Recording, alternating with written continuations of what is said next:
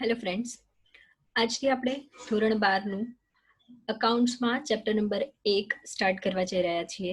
ચેપ્ટરના વેટેજની વાત કરીએ તો ચેપ્ટરનું વેટેજ છે 4 માર્ક્સનું. તમારો સેક્શન એ માં 1 માર્કનો ક્વેશ્ચન એમસીક્યુ આવશે અને એક સેક્શન સી માં તમારે નાનો દાખલો ગણવાનો રહેશે. ફ્રેન્ડ્સ, સૌથી પહેલા તો ભાગીદારી વિષય પ્રવેશ મતલબ કે ભાગીદારી શું છે. તો ધોરણ 11માં BA માં તમે ભાગીદારી શું છે એના વિશે ઓલરેડી ભણીને આવ્યા છો. એટલે ભાગીદારી એ શું છે ઓલરેડી તમે જાણો છો. એ સિવાય પણ જનરલી આપણે ક્યાંક ને ક્યાંક ભાગીદારી શબ્દનો ઉપયોગ કરતા આવ્યા છીએ. તો ભાગીદારી એટલે શું? તો સિમ્પલી કંઈક વસ્તુ વહેંચવી એને આપણે ભાગીદારી કહીએ છીએ. તો અહીંયા આપણે હવે ભાગીદારી પેઢીનું અકાઉન્ટિંગ કરવાનું છે. પાર્ટ 1 બેઝિકલી આપણે કાલે જ્યારે સંપૂર્ણ પાર્ટ 1 વિશેની માહિતી મેળવી તો એમાં મેં તમને કીધું કે આપણે પાર્ટ 1 માં સમગ્ર ભાગીદારીને લગતું અકાઉન્ટિંગ શીખવાનું છે. તો સૌથી પહેલા ચેપ્ટર નંબર 1 માં ભાગીદારી એટલે શું એ આપણે ભણવાનું છે. તો ભાગીદારી એટલે શું? તો ફ્રેન્ડ્સ, ભારતીય ભાગીદારી કાયદા 1932 ની કલમ 4 મુજબ ભાગીદારી એ એવી વ્યક્તિઓ વચ્ચેનો સંબંધ છે કે જેઓ બધા દ્વારા અથવા બધા વતી તેમનામાંથી કોઈ એક દ્વારા ચલાવાતા ધંધાનો નફો વહેંચી લેવા માટે સહમત થાય છે. ઘણી ભારે ભરખમ વ્યાખ્યા છે. સિમ્પલ મીનિંગ તમને કહું તો કોઈ પણ એક કે તેના કરતા વધારે વ્યક્તિઓ ભેગા મળીને ધંધો કરે અને એનું જે પરિણામ આવે, નફો કે ખોટ, એને વેચી લે છે તો તેને ભાગીદારી કહે છે. વ્યાખ્યા જે છે એનો એક એક શબ્દ ખૂબ જ મહત્વનો છે. ભાગીદારી એ એક સંબંધ છે. ભાગીદારી એ એક સંબંધ છે. કેવો સંબંધ? તો કે એવી વ્યક્તિઓ વચ્ચેનો સંબંધ કે જેઓ ધંધો કરવા માટે ભેગા થયા છે. પણ હવે એક શબ્દ છે કે બધા દ્વારા અથવા બધા વતી એમના કોઈ એક દ્વારા ચલાવાતા ધંધાનો, મતલબ કે ધંધો બધા પણ કરતા હોય અથવા તો બધા વતી કોઈ એક વ્યક્તિ પણ કરતો હોય. ફ્રેન્ડ્સ, આ વસ્તુને સમજવા માટે આપણે એક કહાની સાંભળીએ એઝ યુઝ્યુઅલ. હવે અહીંયા હું અને કોઈ એ નામનો વ્યક્તિ, ફ્રેન્ડ્સ તમે તમારી જાતને એ નામના વ્યક્તિના જોડે મૂકી દો. એ નામના વ્યક્તિ એટલે તમે પોતે અને બી નામના વ્યક્તિ એટલે તમારા બેસ્ટ ફ્રેન્ડ માની લો. હવે હું અને એ નામની વ્યક્તિ લોકડાઉન પછી આરામથી એક દિવસ માની લો કે એ નામનો કોઈ મારો સ્ટુડન્ટ છે કે જે આવે છે. કેમ છે કે મેં કીધું સારું છે, બસ ચાલ્યા કરે છે. હમણાં તો બહુ કામ છે, લોકડાઉન હતું, ફ્રી હતા, વેકેશન હતું. હવે અચાનકથી લોકડાઉન ઓપન થવાના લીધે ઘણા બધા કામ એકઠા થઈ ગયા છે. બસ ચાલ્યા કરે છે. કે હું તો અત્યારે હજી નવરો જ છું. કેમ? તો કે 12મા ધોરણનું હજુ મારું રિઝલ્ટ પેન્ડિંગ છે. રિઝલ્ટ આવ્યું નથી. આપણને કંઈ ભણવામાં એટલો રસ હતો નહીં, એટલે કંઈ એટલું બધું ખાસ આપણને રિઝલ્ટથી બી એક્સપેક્ટેશન્સ નથી. મેં કીધું ઠીક છે, આપણે ક્યાંક આટો મારતા આવીએ. હવે અમે ગયા, ક્યાં જઈશું? કયો સારામાં સારો પ્રોફિટેબલ ધંધો છે ત્યાં જઈએ. બોલો બોલો બોલો. ચલો મેકડીમાં જઈએ. હવે મેકડીમાં ગયા, જઈને બેઠા, એમણે ઓર્ડર કર્યો. હા, બિલ હું ભરીશ. ઓર્ડર એમણે કર્યો. હવે વાતમાંથી વાત નીકળી તો કે મેં આ લોકો આપણને કેટલા લૂંટે છે કે 60 રૂપિયાના એક બર્ગરમાં આપણને આપે શું? માંડ કે 20 રૂપિયાનું બી બર્ગર રેડી નહીં થતું, 20 રૂપિયા કરતા બી ઓછી કોસ્ટ હશે અને આપણી પાસેથી 60 રૂપિયા લઈ લે છે. કીધું વાત તો સાચી છે.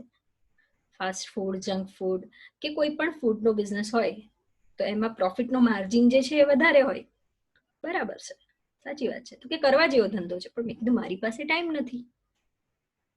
એટલે એ સ્ટુડન્ટ જે છે એવું કે છે કે મારી પાસે તો ટાઈમ જ ટાઈમ છે, રિઝલ્ટ આવ્યા પછી બી કોઈ કોલેજ જોઈન કરીશું તો બી કોલેજ જઈશું નહીં જઈએ કે ચાલશે, બિઝનેસમાં મને ઇન્ટરેસ્ટ છે, મારે આગળ બિઝનેસ જ કરવાનો છે.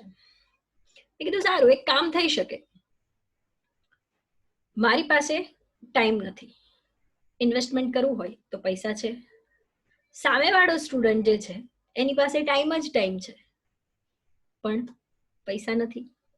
હવે 12મું ધોરણ ભણ્યા પછી સ્ટુડન્ટની ઉંમર કેવડી હોય, 17-18 વર્ષની, ઘરેથી પપ્પા તો આપે નહીં પૈસા ધંધો કરવા માટે. તો એવા સમયે એક ટ્રસ્ટ કરીને જસ્ટ અમે નક્કી કર્યું કે ચલ વાંધો નહીં, તું મેનેજ કરજે ધંધો, ઇન્વેસ્ટમેન્ટ થાય એટલું હું કરીશ. હવે અમે બસ આટલું જ નક્કી કર્યું ટેબલ ઉપર, અને એણે બધી ઇન્ફોર્મેશન લેવાની ચાલુ કરી દીધી, ફાસ્ટ ફૂડના બિઝનેસમાં શું જોઈએ શું નહીં, આ તે વગેરે. કેમ કે એ બધો હેડેક મારો નથી, મારો હેડેક માત્ર પૈસા આપવાનો છે. એટલે બધી જ ઇન્ફોર્મેશન એણે કલેક્ટ કરી લીધી. ધંધો આખો મેનેજ કોણ કરશે? એ પોતે. પૈસાનું રોકાણ કોણ કરશે? હું પોતે. હવે તો કે ધંધો અમારો સ્ટાર્ટ થઈ ગયો. પહેલું વર્ષ એન્ડ થતા ખબર પડી નો પ્રોફિટ નો લોસ, થોડો ઘણો માઇનર લોસ હશે પણ ચાલ્યા કરે, પણ પ્રોફિટ તો નથી જ. બીજું વર્ષ ચાલુ થયું, થોડોક પ્રોફિટ દેખાયો. ત્રીજું વર્ષ ચાલુ થયું, ભાઈની કે બેનની જે પણ એ નામનો વ્યક્તિ છે એની જોડે જોડે કોલેજ ચાલુ છે. ત્રીજું વર્ષ આવ્યું, ત્રીજા વર્ષના અંતે ઘણો સારો એવો નફો દેખાયો. હવે અત્યાર સુધી તો ગાડી ચાલતી હતી, નફો બહુ સારો થયો. હવે કોઈ બી નામની વ્યક્તિ છે, બરાબર, મેં કીધું 1 વર્ષ 2 વર્ષ 3 વર્ષ ટીવાય પતી ગયું. હવે બી નામની વ્યક્તિ ટીવાય બીકોમની એક્ઝામ આપીને એને મળવા આવી. મેં કીધું હતું કે બી નામની વ્યક્તિ એની બેસ્ટ ફ્રેન્ડ છે, તો એ મળવા આવે છે. કેમ છે કે બસ જો ચાલ્યા કરે, કે તો કે સેટ થઈ ગયો. અમારે તો કે 3 વર્ષ બીકોમ ના અમે કર્યા, પણ હવે હજુ તો નોકરી શોધવાની ને બધું, તારે તો 3 વર્ષમાં કે જલસા પડી ગયા, ધંધો સેટ થઈ ગયો. કે હા બસ જો મારે શું કરવાનું, કે બેઠા બેઠા અહીંયા બસ બધા ઓર્ડર લેવાના, ઓર્ડર કરવાના, કોઈ રો મટીરિયલ મંગાવવાનું હોય એના ઓર્ડર લેવાના છે, ઓર્ડર કરવાના છે, બસ બિલિંગ એ કરવાનું, એ બધું કામ છે કે મારે તો. હવે બી નામની વ્યક્તિ પૂછે છે કે મેમ તો અહીંયા કોઈ દિવસ દેખાતા નથી, તો તોય મેમને બેઠા બેઠા 50% નફો, અને તારે આખો દિવસ મહેનત કરવાની તોય 50% નફો. એ નામનો વ્યક્તિ કે વાત તો બરાબર, સારું મારે તો અહીંયા આખો દિવસ કામ કરવાનું, એ પછી બી 50%, અને મેમને બેઠા બેઠા 50%. તો કે આવું ના ચાલે, તું મેમને કે. બી એને કીધું કે મેમને કે ભાઈ કાલથી મારે છે ને, હવેથી, કાલથી એટલે હવેથી 70% નફો જોઈએ, 30% તમારો નફો, બોલો તમને પોસાય તો ભાગીદારી કરીએ. એટલે એ તો આવ્યો મારી પાસે, આવું ના ચાલે. એવું કેવું ના ચાલે? તો કે તમારે આખો દિવસ અહીંયા બેસવાનું, મારે કેટલો હેડેક લેવાનો, આખો ધંધો સંભાળવાનો, કેવા કેવા કસ્ટમર્સ આવે, બધા સપ્લાયર્સ જોડે માથાકૂટ થાય, આ તે બધું મારે જોવાનું, અને તોય મને 50% અને તમને બી 50%. મેં કીધું આપણે વાત થઈ હતી 50-50%ની. તો કે હા પણ ત્યારે તો નફો નહોતો થતો, હવે તો નફો થાય છે. એટલે વર્ષમાં પહેલા વર્ષે જ્યારે નફો નહોતો થતો તો વાંધો નહોતો, બીજા વર્ષે ઓછો નફો થયો તો એ વાંધો નહોતો, ત્રીજા વર્ષે જ્યારે નફાની શરૂઆત થઈ એટલે હવે 50-50% નથી ચાલતું. હવે એવા સમયે અમારી પાસે કઈ ડીડ તો હતી નહીં. અચ્છા, એ સારો વ્યક્તિ છે કે એ એવું કે છે કે હવેથી આપણે આવું કરીએ કેમ કે મને નથી પોસાતું. કોઈ એવો બી વ્યક્તિ હોય કે જે એવું કે તમે કીધું તું કે 3 વર્ષ સુધી સરખો નફો આપણે વેચીશું અને પછીથી આવું થઈ જશે, એવું બી તો કે ને. મારી પાસે કોઈ સબૂત તો છે નહીં કે હું બતાવી શકું કે ના ભાઈ આવું મેં કંઈ કીધું નહોતું. તો એના માટે જો લખેલું કંઈક હોત તો એ અત્યારે વાંચી શકાત, પણ મારી પાસે કોઈ જ લખાણ નથી. હવે એ એવું કે છે કે આપણે હવે 70 30 રેશિયોમાં, એટલે કે 70 અને 30 પ્રમાણમાં આપણે નફો વેચીશું. મેં કીધું જો સોલ્યુશન વચ્ચેનું લાવીએ, એ વસ્તુ પોસિબલ નથી. કોર્ટ સુધી તારે જવું હોય તો આરામથી જઈએ આપણે, મને કોઈ વાંધો નથી. મને કેમ વાંધો નથી એ હું તમને આગળ કહીશ, આ જ વિડીયોમાં આગળ કહીશ. પણ મેં કીધું કે આપણે વચ્ચેનું સોલ્યુશન લાવીએ. શું મારે પણ સ્ટુડન્ટ એટલે કંઈ બહુ તો એ કરાય નહીં, એટલે મેં કીધું આપણે વચ્ચેનું કોઈ સોલ્યુશન લાવીએ. હવે સોલ્યુશન શું કર્યું? તો મેં એવું કીધું કે જો મારી મૂડી મેં જે રોકેલી છે એના પર હું વ્યાજ લઈ લઉં, એ તને નહીં મળે. તું જે કામ આખો દિવસ કરે છે ત્યાં, એના માટે તું પગાર લઈ લે, એ મને નહીં મળે. સમજ પડી મિત્રો? તો જ્યારે પણ આપણે કોઈ ભાગીદારીમાં ધંધો કરીએ છીએ તો ખાલી નફો જ વેચી શકાય એવું નથી. નફાને ઘણા બધા પ્રકારે વેચી શકાય છે. જેમ કે મૂડી પર વ્યાજ, એ પણ નફામાંથી જ મને મળવાનું છે, જે પેલા વ્યક્તિને નથી મળવાનું.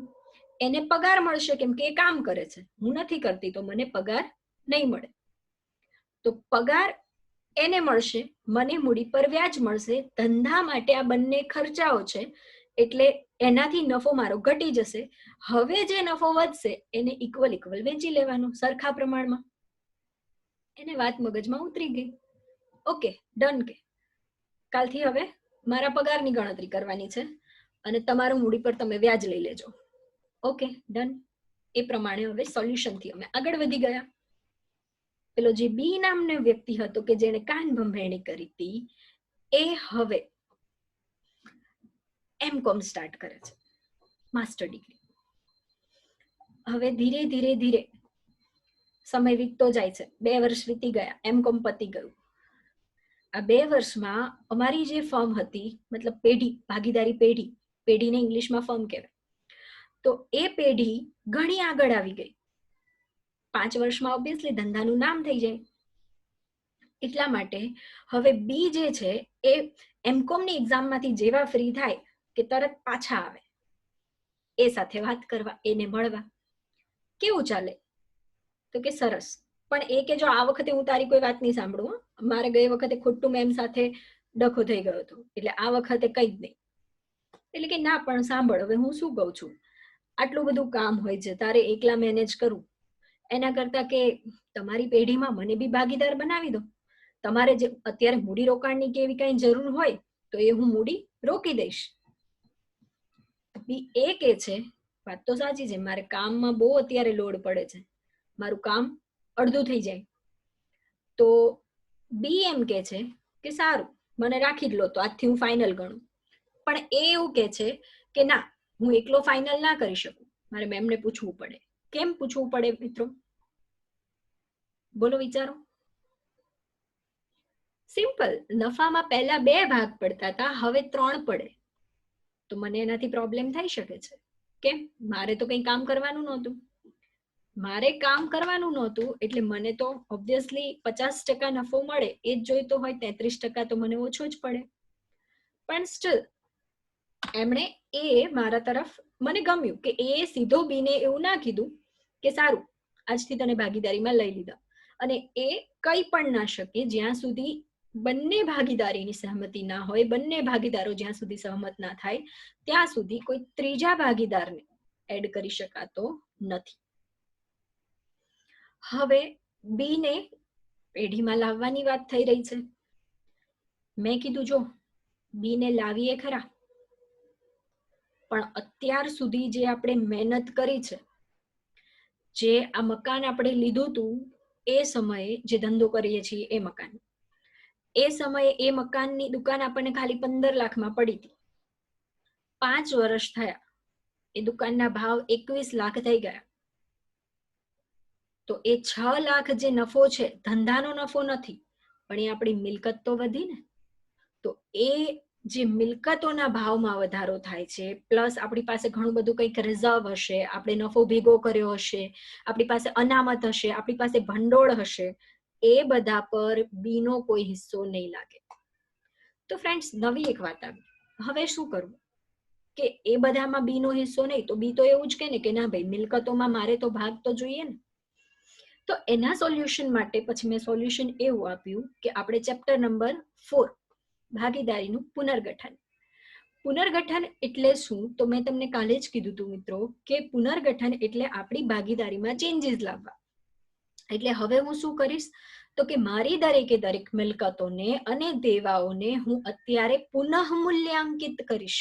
મતલબ કે અત્યારે મારી પાસે જે પણ મિલકતો છે એ મિલકતોનું આજની તારીખમાં શું મૂલ્ય છે અને પહેલા શું હતું. હવે જે મિલકતોમાં વધારો થયો, ઘટાડો થયો, નેટ છેલ્લે જે પણ કંઈ આવ્યો, પ્રોફિટ કે લોસ, નફો કે નુકસાન, એ અમે અત્યારે જ બીના આવવાના પહેલા વેચી લઈશું. એ પછી બી નો પ્રવેશ થશે. સમજ પડી મિત્રો? એટલે એ અને હું પહેલા પુનઃ મૂલ્યાંકન ખાતું તૈયાર કરીને દરેક મિલકતોને પહેલા રીવેલ્યુ કરીશું. પુનઃ મૂલ્યાંકન એટલે એનું અત્યારે ફરીથી હાલની માર્કેટ વેલ્યુ શું છે, હાલની બજાર કિંમત શું છે, એના આધારે એક ખાતું તૈયાર થાય અને એમાં નફો થાય છે કે નુકસાન, એ અમે અત્યારે વેચી લઈશું, જેથી બી ને એમાં કોઈ જાતની માથાકૂટ નહીં. આ તો મેં તમને ખાલી નફો બતાવ્યો મિત્રો. નફો હોય તો બી એમ કે એમાં મારો ભાગ. જો આના બદલે એવું હોય કે કંઈક બહુ મોટી ખોટ હોય, માની લો કે ખોટ તો નહીં થઈ કેમ કે હવે ચાલતો જ તો 5 વર્ષથી બિઝનેસ, પણ સપોઝ એવું થયું ન કરે નારાયણ કોઈ કસ્ટમરે કંઈ આડાઅવડો કેસ કરી દીધો, તો એ કેસ બી ભોગવશે. એ તો એવું જ કહેશે ને કે હું તો ત્યારે નહોતો, એના માટે હું લાયેબલ નથી, હું રિસ્પોન્સિબલ નથી. તો એટલા માટે જ્યારે પણ કોઈ નવો ભાગીદાર આવશે એના પહેલા જ આપણે શું કરીશું? પુનર્ગઠન, દરેક મિલકતોને, જવાબદારીઓને પુનઃ મૂલ્યાંકિત કરીશું. એનો નફો આવ્યો એ વેચી લેશું. એના પછી બી ની એન્ટ્રી થશે. બી ની એન્ટ્રી થાય છે. હવે ધીરે ધંધો ચાલતો જાય છે. અમે 3 ભાગીદારો છીએ. હવે તો મૂડી પણ સફિશિયન્ટ છે. બી આવે છે ત્યારે મૂડી લઈને આવે છે. ધંધો ચાલુ જાય છે એમને, અને સમય વીતતો જાય છે. હવે મારી ઉંમર થઈ એટલે હું એમ કહું છું કે ભલે મારે મફતના પૈસા આવે છે, પણ તોય વારે ડખા તો ખરી. ક્યાંય પણ કંઈ બી પ્રોબ્લેમ થાય તો તમે છોકરાઓ કહેવા, એટલે મારે તો ત્યાં આવવું જ પડે. એટલે હવે મારે આ જવાબદારીમાંથી મુક્ત થવું છે. તો એ સમયે સમજી ગયા હશો મારો કહેવાનો ભાવાર્થ. ભાગીદારની નિવૃત્તિ, મૃત્યુ નહીં, નિવૃત્તિ. તો હવે એ નિવૃત્તિ સમય, મતલબ કે હું હવે નિવૃત્ત થવા માંગુ છું, મારે હવે ભાગીદારી પેઢીમાં રહેવું નથી, તો એ સમયે ફરી પાછું પુનઃ મૂલ્યાંકન જરૂરી છે. કેમ? હું મૂકી થોડી દઈશ. અત્યાર સુધી જ્યારથી બી આવ્યો ત્યારથી લઈને અત્યાર સુધી જેટલી મિલકતોમાં વધારો થયો એ બધો મારે જોઈએ. બી આવ્યો ત્યારથી લઈને અત્યાર સુધીનો જેટલું ભંડોળ છે એ ભંડોળમાં મારો કાયદેસરનો ભાગ ગણે. પણ જો હું નિવૃત્ત થાવ એ પછી નહીં, એટલે અત્યારે જ્યારે પણ હું નિવૃત્ત થાઉં છું ત્યારે જ હિસાબ કરવો જરૂરી છે. એટલે મિત્રો, જ્યારે કોઈ ભાગીદાર આવે કે જ્યારે કોઈ ભાગીદાર જાય, શું કરવું પડશે? પુનઃ મૂલ્યાંકન ખાતું બનાવવું પડશે. શાના માટે? તો કે હિસાબ ચૂકતે કરવા માટે. હવે મારો હિસાબ ચૂકતે, પછી એ બંને, એ અને બી એનો ધંધો કન્ટિન્યુ કરે છે. પણ હવે નહીં બન્યું હોય, કંઈક ક્રોસ થયું હશે, એટલે એ લોકોને પછી એવું લાગે છે કે ભાઈ હવે કઈ ધંધો આગળ જોડે કરવામાં મતલબ નથી, આપણે સક્ષમ છીએ, આપણી પાસે આપણા કસ્ટમર્સ છે, આપણી પાસે સફિશિયન્ટ મૂડી છે, તો આપણે ભાગ કેમ આપવો? એટલે બંને જુદા થઈ જાય છે અને પોતાનો ધંધો ઇન્ડિવિજ્યુઅલી સ્ટાર્ટ કરે છે. એટલે પેઢીનું વિસર્જન.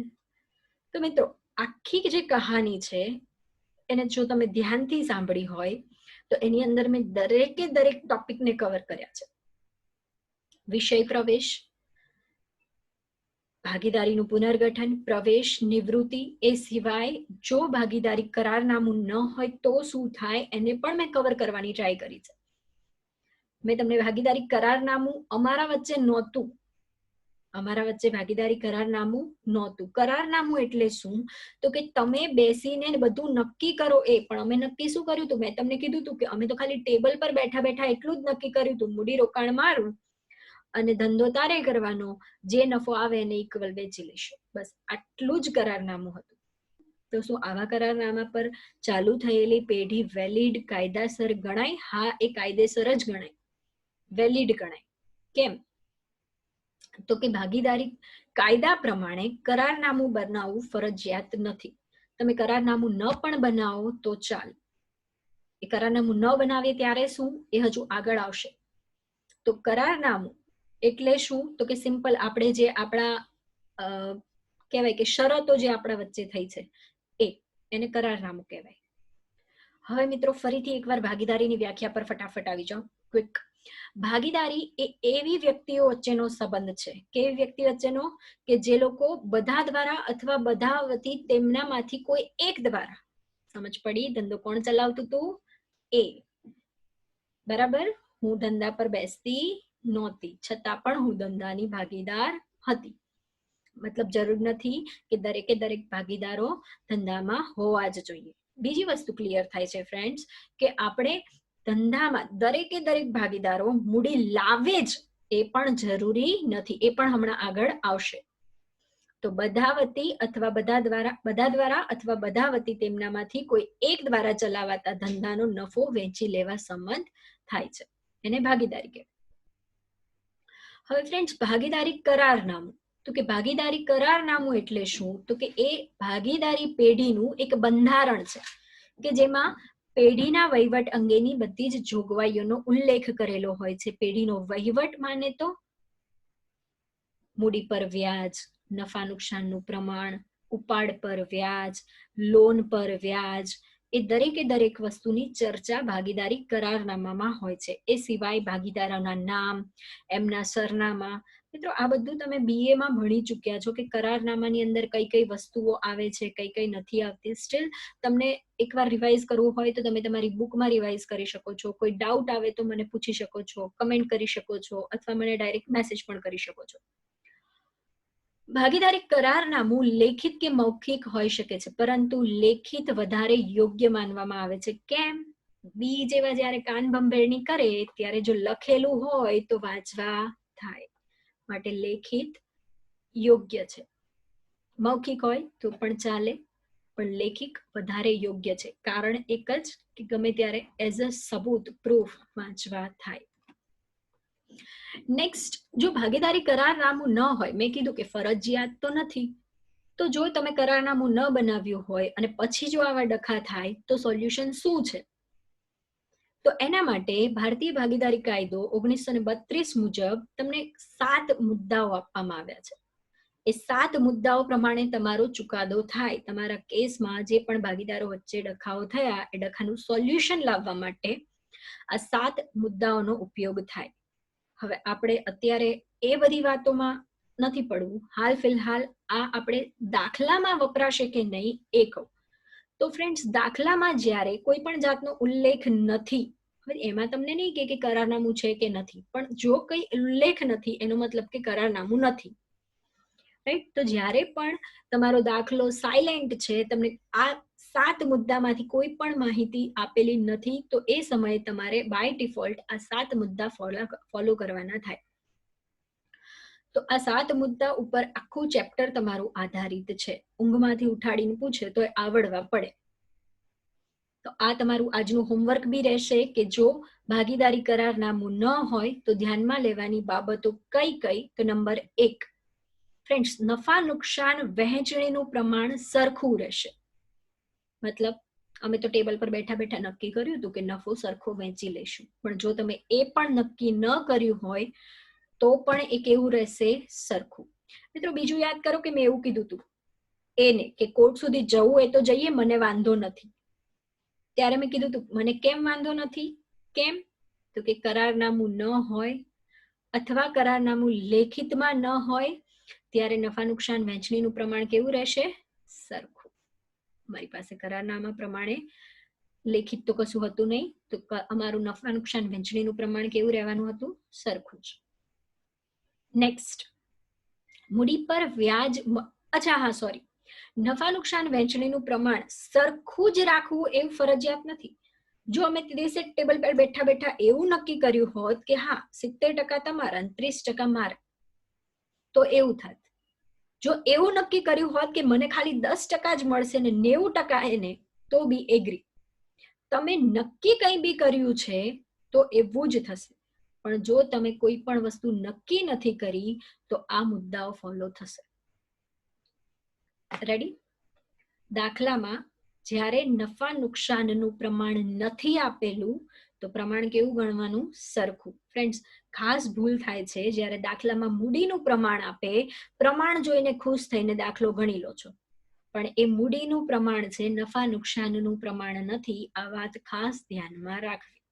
નફા નુકસાનનું પ્રમાણ આપેલ હોય તો જે આપેલું છે એ લેવું, પણ જો આપેલ ન હોય તો સરખું ગણવું. નંબર 2, મૂડી પર વ્યાજ. જો મૂડી પર વ્યાજ વિશે કોઈ જ ઉલ્લેખ નથી તો મૂડી પર વ્યાજ મળી શકશે નહીં. હા, કોર્ટમાં ગયા હોત તો મને આ પ્રોબ્લેમ થાત, મને મૂડી પર વ્યાજ મળત નહીં. ના ના, એવું નથી કે હું એટલે કોર્ટ સુધી ના ગઈ, કેમ કે આગળ બી આવશે, પગાર બી નહીં મળે. પોઈન્ટ નંબર 4, ભાગીદારને પગાર, બોનસ, કમિશન કે કોઈ પણ પ્રકારનું મહેનતાણું મળશે નહીં. એટલે ઇન શોર્ટ, જેમ હતું એમનું એમ જ ચાલત. પણ મને મન મોટાવ ના થાય એટલા માટે અમે કોર્ટ સુધી ગયા વગર જ જાતે ડિસાઈડ કર્યું કે હું મૂડી પર વ્યાજ લઈ લઈશ અને એ પગાર લઈ લઈશ. હા મિત્રો, તો આપણે કોર્ટ સુધી જો ન જઈએ અને આપણે જાતે કંઈક નક્કી કરવું હોય તો ભાગીદારી કાયદો આપણને કંઈ જ ના પાડતો નથી.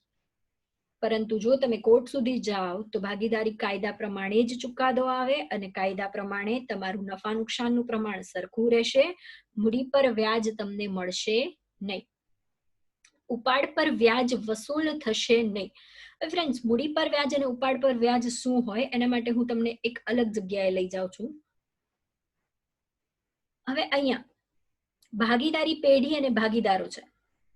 ચિત્ર જોઈને મજા આવતી હશે, કઈ વાંધો નહીં. ભાગીદારી પેઢી અને ભાગીદારો છે. 3 ભાગીદારો છે અને એક ભાગીદારી પેઢી છે. હવે ભાગીદારી પેઢી ભાગીદારને કંઈ પણ આપે છે, જો ઉપરનો એરો, તો એને કહેવાય ઉપાડ. અને જો ભાગીદારો ભાગીદારી પેઢીને કંઈ આપે તો એને કહેવાય મૂડી. રાઈટ? તો ભાગીદારો ભાગીદારી પેઢીને આપે છે એ મૂડી કહેવાય. તો મૂડી પર વ્યાજ કોણ આપે? પેઢી આપે. જ્યારે ભાગીદારી પેઢી એ ભાગીદારોને આપે છે કંઈક તો એને ઉપાડ કહેવાય. માટે ઉપાડ પર વ્યાજ કોણ આપશે? ભાગીદાર. મિત્રો, આ મોસ્ટ ઇમ્પોર્ટન્ટ છે. આમાંથી ઘણી બધી વાર 1 માર્કનો MCQ આવે છે, એટલે બોર્ડમાં તમારા પેપરમાં પહેલામાં પહેલો પ્રશ્ન આવવાનો ચાન્સ છે. આમાં તમારા 4 MCQ બને છે. ક્વેશ્ચન તમને એવો પૂછાય કે ભાગીદારી પેઢી માટે ઉપાડ પર વ્યાજ શું છે? આવક છે. ભાગીદારો માટે ઉપાડ પર વ્યાજ શું છે? ખર્ચ છે, કેમ કે એ લોકો આપે છે. ભાગીદારી પેઢી માટે મૂડી પર વ્યાજ શું છે? તો કે ખર્ચ છે, કેમ કે એને આપવાનો છે. જ્યારે ભાગીદારો માટે મૂડી પર વ્યાજ શું છે? તો કે આવક છે. મિત્રો, 4 MCQ બને છે. 4 માંથી આવવાના ચાન્સીસ છે. ઘણી બધી વાર પૂછી ચૂક્યા છે અને હજુ પણ પૂછાઈ શકે છે. કન્ફ્યુઝ નહીં થવાનો. આ ડાયાગ્રામ જે છે મગજમાં ક્લિયર કરી લેવાનું. કંઈ મોટી વસ્તુ નથી. ભાગીદારો જે પણ કંઈ લે છે એને ઉપાડ કહેવાય, જે કંઈ આપે છે એને મૂડી કહેવાય. આવું આપણે બચપનથી 11th થી જ શીખતા આવ્યા, મૂડી કોને કહેવાય ને ઉપાડ કોને કહેવાય. રાઈટ? તો હવે ફરી પાછા ત્યાં આવી જાઓ. મૂડી પર વ્યાજ મળશે નહીં અને ઉપાડ પર વ્યાજ વસૂલ થશે નહીં. એટલે ઇન શોર્ટ, પેઢીને વ્યાજ મળશે નહીં, પેઢી વ્યાજ આપશે નહીં. એના પછી ભાગીદારોને પગાર, બોનસ, કમિશન, કોઈ મહેનતાણું મળશે નહીં. ભાગીદારી અચ્છા હા, નક્કી કર્યું હોય પહેલેથી જ, જ્યારે આપણે કરારનામું, ભાગીદારી એક્ઝિસ્ટ નથી થઈ એ સમયે જ્યારે આપણે કરાર કરવા બેઠા હતા એ સમયે આપણે નક્કી કર્યું કે આપણે 10% મૂડી પર વ્યાજ આપીશું, એગ્રી, આપી શકાય. જો નક્કી કર્યું કે જે વ્યક્તિ ઉપાડ કરે એના પર 12% લેખે વ્યાજ લઈશું તો લઈ શકાય, એગ્રી. જો આપણે નક્કી કર્યું કે ભાઈ જે કામ કરે છે એને પગાર મળશે, જે કામ કરે એને મહેનતાણું મળશે, જેના કસ્ટમર્સ થ્રુ આપણું વેચાણ વધે એને કમિશન મળશે, તો એગ્રી, આપી શકાય. પરંતુ આપણી પાસે જો કરારનામું નથી અથવા કરારનામું એ વિશે સાયલેન્ટ છે, એટલે કે પર્ટિક્યુલર એ શરત ચૂક થઈ છે, આપણે ભૂલી ગયા એ પોઈન્ટ ડિસ્કસ કરવાનું, તો પછી આ કરાર નામું જ ફોલો થશે. એના પછીનો પોઈન્ટ બહુ ઇમ્પોર્ટન્ટ છે, દરેક સમમાં લગભગ એનો ઉપયોગ ક્યાંક ને ક્યાંક તમારે કરવાનો રહેશે. છેક વિસર્જન સુધી તમારે આ પોઈન્ટ યાદ રાખવાનો થાય. 5 નંબરનો કે ભાગીદારી પેઢીને આપેલ લોન પર વાર્ષિક 6% લેખે વ્યાજ ગણવું. ભાગીદારી પેઢીને આપેલ લોન પર વાર્ષિક 6% લેખે વ્યાજ ગણવું. તો ભાગીદાર લોન કેમ આપશે? મૂડી બી તો રોકી શકે. તો ફ્રેન્ડ્સ, ભાગીદાર પૈસા રોકે છે ધંધામાં, એના ઘણા બધા સ્વરૂપ હોઈ શકે છે. જ્યારે આપણે 11th હતા તો આવું ક્યારેય નહોતું જોયું કે માલિક ધંધામાં લોન આપે છે, પણ જ્યારે ભાગીદારી પેઢી આવી તો એ સમયે એવું પોસિબલ છે કે ભાગીદાર લોન આપે છે. ફ્રેન્ડ્સ, કારણ શું? તો એનું કારણ એવું છે કે જે ભાગીદારો રોકાણ કરે છે એ રોકાણ ઘણા બધા સ્વરૂપમાં હોઈ શકે. કોઈની મિલકત લઈને આવે છે, કોઈ રોકડા રકમ લઈને આવે છે, તો કોઈ આ રીતે લોન આપે છે. તો મૂડી અને લોન આ બે અલગ અલગ કરવાનું કારણ શું? કેમ એને મૂડી નથી કહેતા, કેમ એને લોન કહે છે? કદાચ તમારું દિમાગ એ દિશામાં ચાલતું હશે કે દરેક ભાગીદારોને સરખા રહે એટલા માટે, દરેક ભાગીદારની મૂડી સરખી રહે એટલા માટે. પણ ફ્રેન્ડ્સ, એવું જરૂર નથી. મેં પહેલા પણ કીધું કે મૂડી તો સરખી રાખવી શું, એક ભાગીદારે સાવ મૂડી ના રોકી હોય તોય ચાલે છે. હવે માની લો કે મેં મૂડી રોકી છે, એના પછી પણ હવે જ્યારે નવા પૈસાની જરૂર પડી ત્યારે હું મૂડીના સ્વરૂપમાં નહીં, એને લોનના સ્વરૂપમાં આપું છું. કેમ? ફ્રેન્ડ્સ, આજનું હોમવર્ક તમારે આ મને જવાબ તમારી રીતે શોધીને કે તમારું લોજિક લગાડીને મને જવાબ આપવાનો છે. શું કારણ છે કે ભાગીદારો મૂડીના બદલે લોન તરીકે પૈસા રોકે છે? એનું કારણ તમે મને કહેશો, બાકી આવતીકાલે ચોક્કસથી હું આનું તમને કારણ જણાવીશ. જો ભાગીદાર 6 નંબર, જો ભાગીદારે પેઢીનો કોઈ ખર્ચ અંગત રકમથી ચૂકવ્યો હોય તો તે રકમ મજરે મળી શકશે. આનો મતલબ શું થાય ફ્રેન્ડ્સ?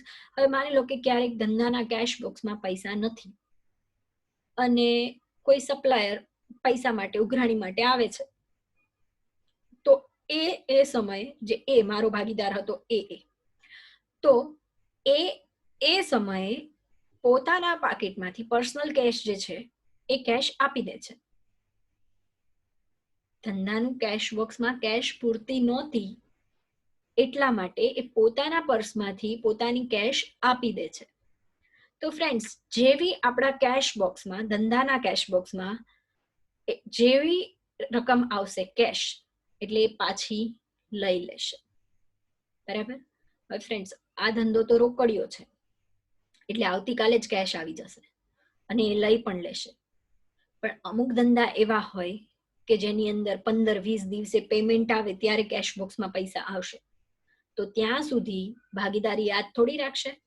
તો ત્યાં સુધી આ વસ્તુની એક એન્ટ્રી થઈ જાય, મૂડી ખાતે જમા થઈ જાય. કેમ કે એક જાતની એને અત્યારે પૈસા જ રોક્યા કહેવાય પોતાના, એટલે મૂડી ખાતે જમા થઈ જશે અને જ્યારે પૈસા આવી જશે ત્યારે પાછા લઈ લેશે, એટલે પાછો એનું મૂડી એટલું ઉધાર થઈ જાય. રાઈટ?